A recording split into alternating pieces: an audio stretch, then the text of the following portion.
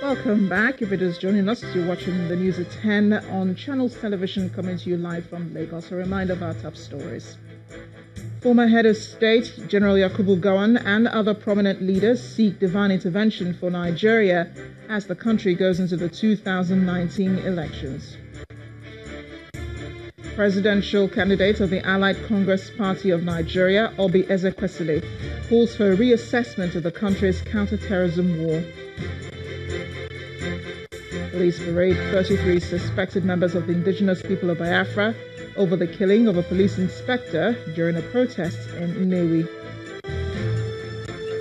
And EU leaders approve a Brexit deal after 20 months of negotiations, bringing divorce talks between the UK and the European Union to a crucial milestone.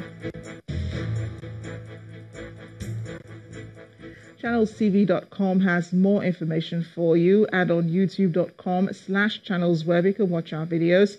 You can also watch us on your mobile device via your browser or download the Channels TV app for Android, iOS and Windows devices from their respective stores.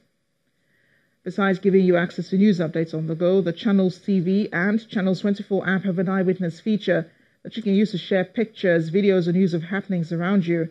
Just install the app, then tap and swipe to reveal the menu and follow the instructions.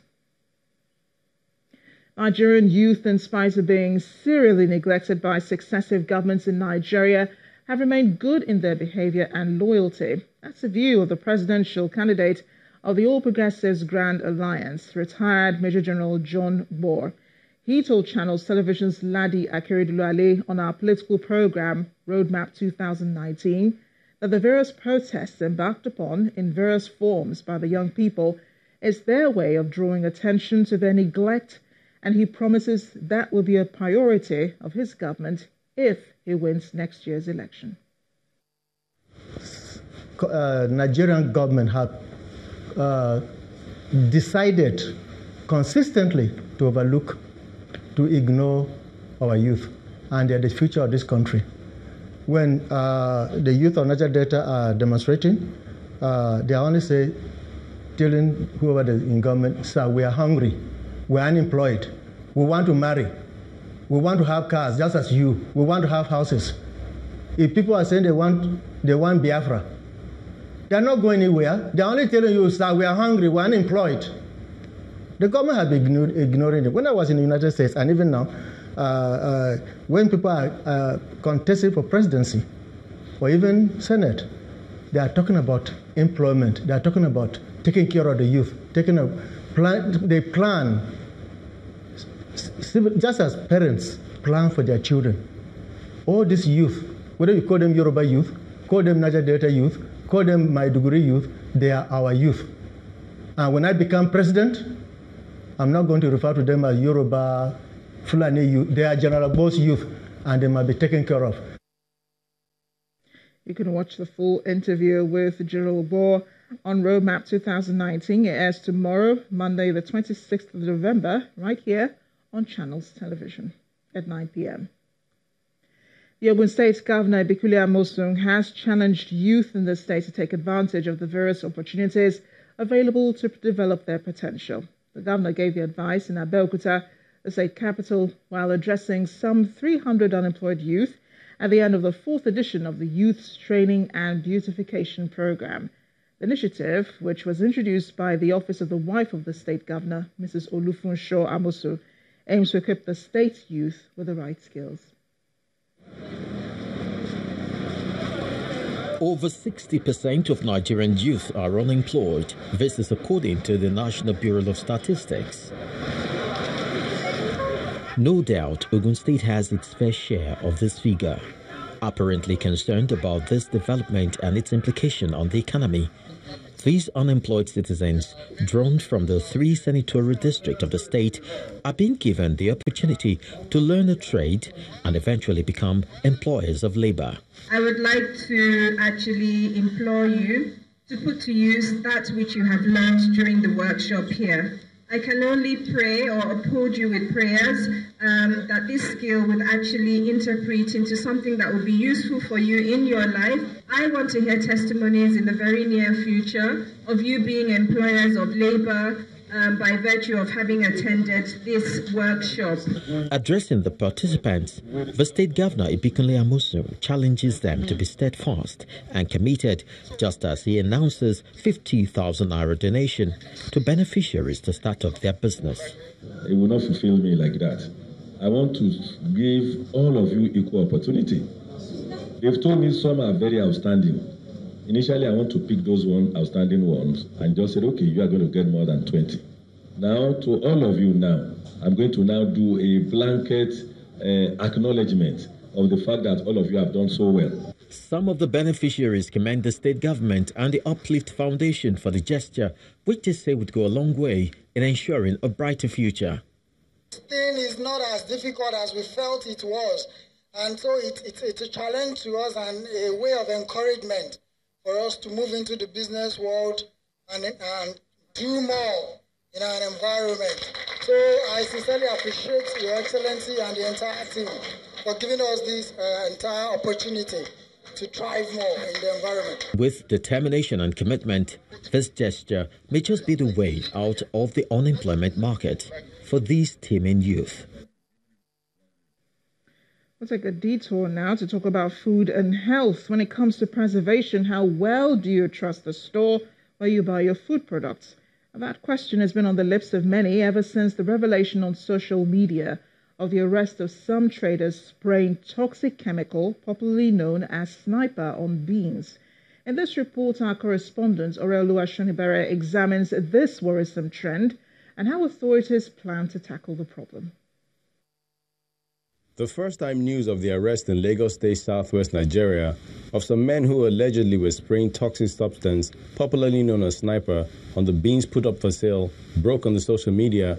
There was widespread condemnation, and it was described as a malicious act. This was 2017. Recently, another set of traders were accused of the same act. A statement was promptly released by the National Agency for Food and Drug Administration and Control, NAFDAC, and the Minister of Agriculture also held a press briefing to speak on the issue.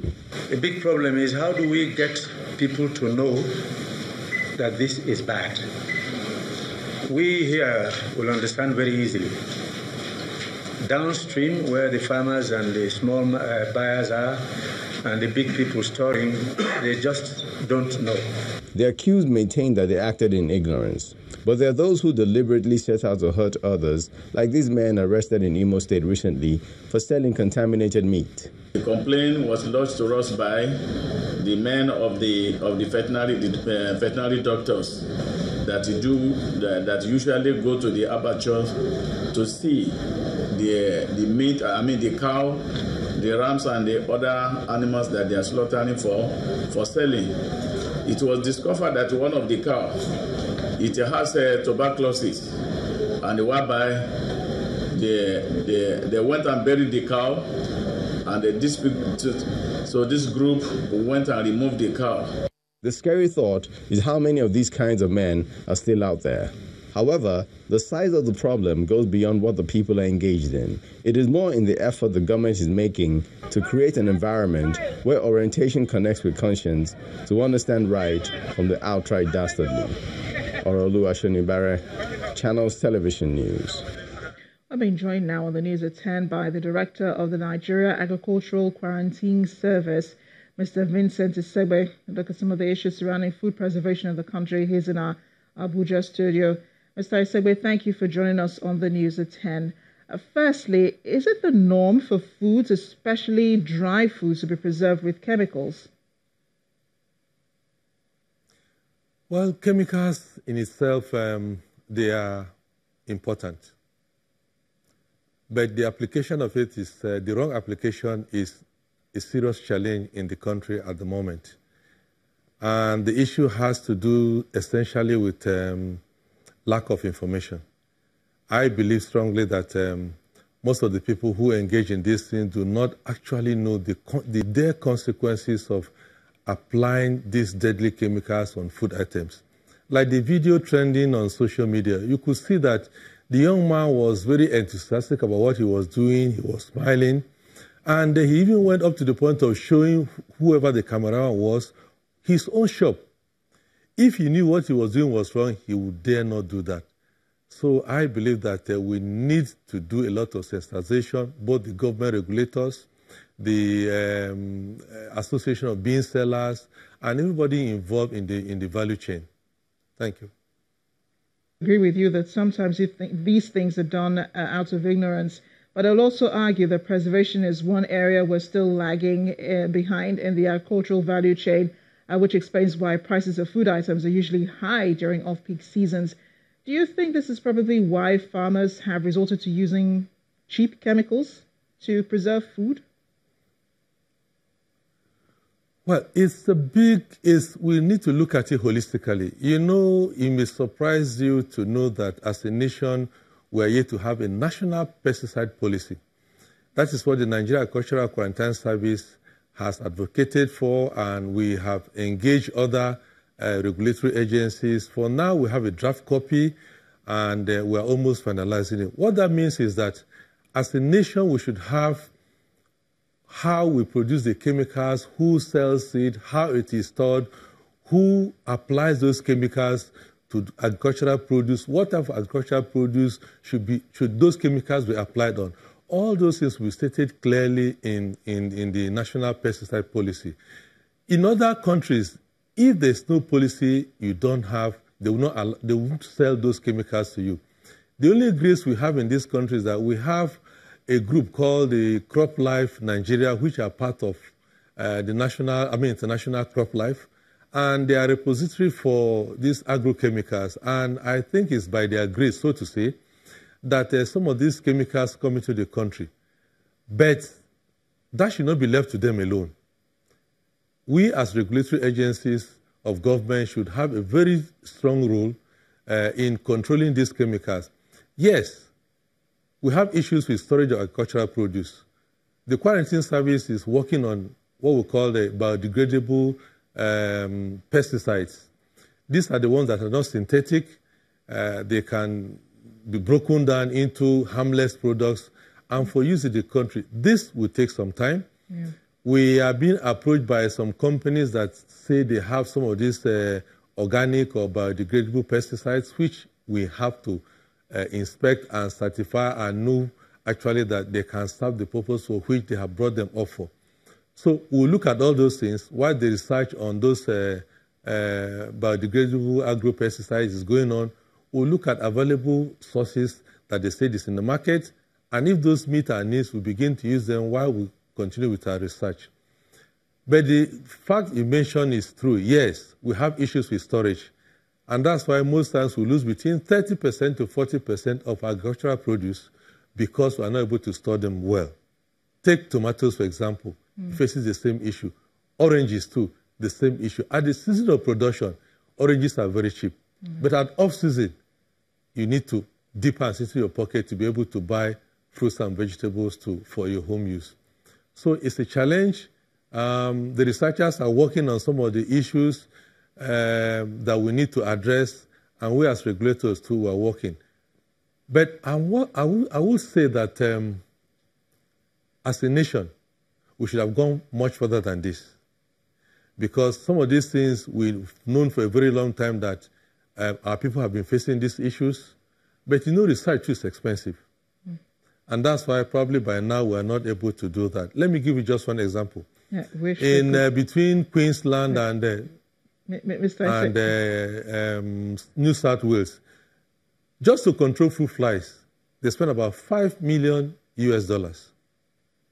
Convert that to Naira, and you see how much that is just to control only one pest of horticulture. So controlling these pests are very, very expensive. True. And to compound the matters for us as a country, some of these pests multiply at geometric progressions. A very serious problem indeed, Mr. Isegwe. I wish we could talk some more about it. So many questions to ask, especially how to protect the consumer and how the consumer can detect foods that have been preserved with these chemicals. But thank you so much. This is as far as we go on the News at 10. Appreciate your thoughts and, of course, your analysis. Thank you. When the News at 10 returns, Greenville LNG introduces innovative pipeline system for production and distribution of liquefied natural gas for domestic needs as the company inaugurates a plant in Rivers State. Join us again.